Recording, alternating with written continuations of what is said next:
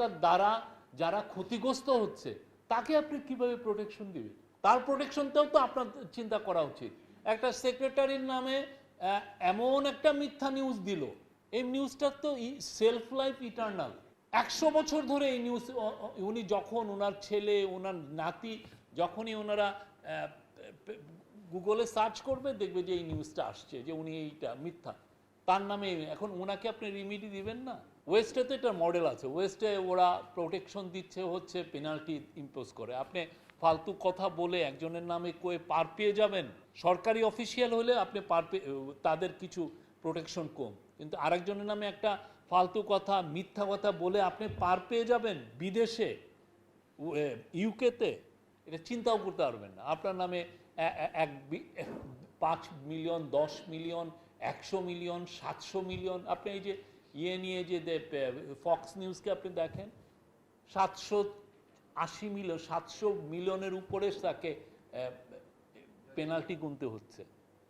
আমাদের এখানে তো নাই, মানে এখানে যে যা ইচ্ছা বলে দিতে পারে। আমি এটা যখন ওই পারে ছিলাম তখন আমি এটা ফিল করি নাই, এখন এসে দিতেছি যে বাংলাদেশের সরকারি অফিসিয়াল, সরকারি যারা একটা প্রতিষ্ঠান এর প্রধান, তাদের মিনিমাম কোনো প্রোটেকশন নাই। তাকে যা ইচ্ছা লেখা যায়, যা ইচ্ছা বলা যায়, আপনি যা ইচ্ছা এবং পার পেয়ে যান আপনি। কেননা আমি যদি আবার এটা কাউন্টার দিতে যাই, আপনার না উনি আমার উপর পড়ে গিয়েছে, উনি আমার উপরে প্রেশার তৈরি করেছেন, আমি জার্নালিজম করতে পারছি না।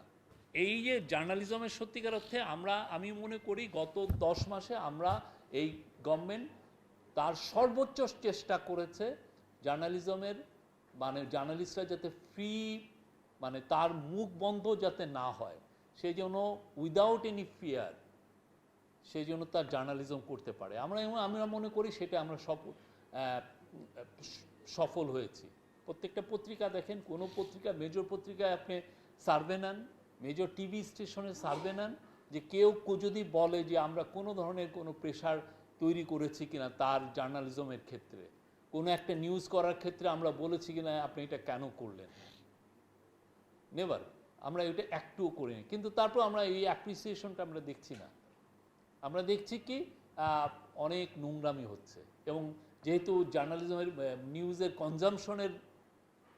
কনজামশনটা চেঞ্জ হয়ে গেছে, নোংরামিটা অন্য লেভেলে চলে গেছে। পুরোটা একটা ভিডিও কেন্দ্রিক, সোশ্যাল মিডিয়া কেন্দ্রিক, প্রতিদিন রিলেন্টলেস, এবং এটা অনেক ক্ষেত্রে লেজি। কারণ আপনি তো পড়ালেখা করছেন না, সারাদিন এসে আপনি টক শোতে থাকছেন, আপনার পড়ালেখাটা কই?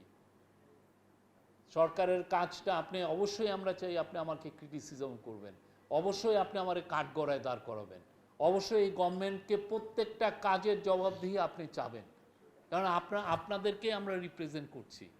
কিন্তু সারাক্ষণ যদি একটা গভর্নমেন্টের এগেনস্টে আপনি মানে ইয়ের সাথে মিথ্যা কথা একের পরে, মানে কিছু কিছু ক্ষেত্রে চিফ অ্যাডভাইজারের নামে আমি দেখলাম যে এক সাংবাদিক সারাদিন ধরে লিখছেন। আমি বললাম যে আপনি ইনভেস্টিগেট করেন না, আপনি যে এটা লিখছেন আপনি ইনভেস্টিগেট করেন, পুরোটা ইনভেস্টিগেট করেন, দেখেন উনি এটার মধ্যে সত্য আছে কিনা। বট বাহিনী কি লিখলো আওয়ামী লীগের, সেটা না ফলো করে আপনি নিজেই, আপনি তো একজন বড় সাংবাদিক ছিলেন, আপনি পুলিশদার সেন্টার থেকে আপনি একটা গ্রান্ট নিয়ে আসেন, নিয়ে এসে ইনভেস্টিগেট করেন যে এখানের মধ্যে সত্য আছে কিনা। We welcome. এবং আপনার ইনভেস্টিগেশনে যদি আমরা বাধা দেই, আপনি সবাইকে বলেন যে আমরা বাধা দিচ্ছি। প্রতিদিন আপনার মিথ্যা কথা লেখার দরকার নাই তো।